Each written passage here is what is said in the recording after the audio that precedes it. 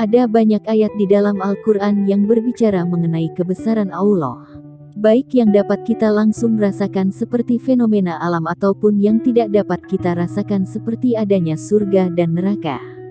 Itu semua tak luput dari tanda-tanda kebesarannya, meskipun segala fenomena alam di muka bumi ini atau hal-hal yang kita rasa aneh yang kita temui kita tidak bisa menganggap itu sebagai hal yang berlebihan.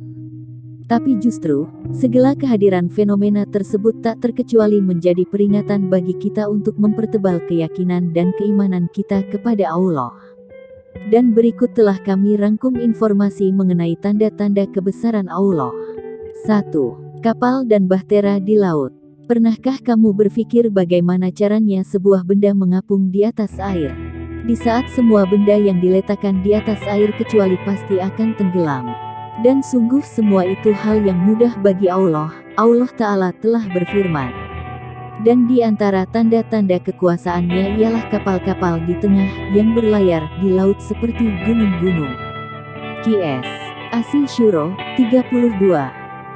2. Burung-burung di langit. Tidakkah kamu memperhatikan bagaimana seekor burung dapat dengan mudah terbang di angkasa, tanpa ada penopang di sekelilingnya? Apa semua itu berkat ia memiliki sayap, atau karena kebesaran Allah?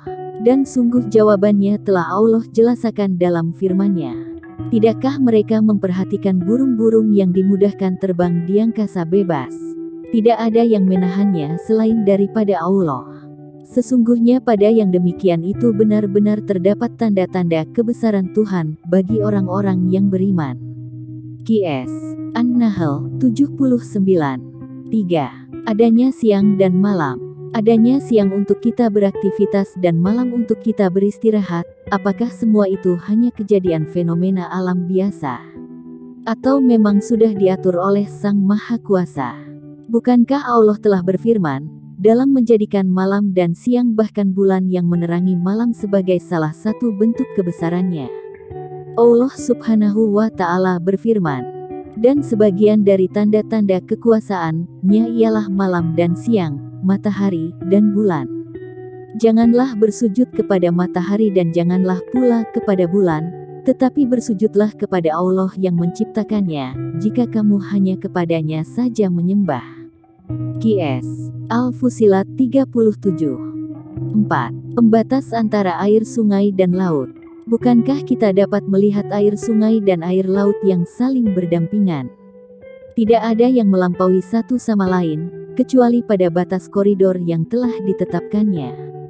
Sungguh Allah telah berfirman, dan dialah yang membiarkan dua laut yang mengalir berdampingan, yang ini tawar lagi segar dan yang lain asin lagi pahit, dan dia jadikan antara keduanya dinding dan batas yang menghalangi.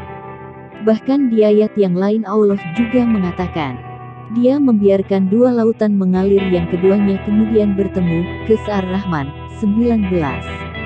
Antara keduanya ada batas yang tidak dilampaui masing-masing.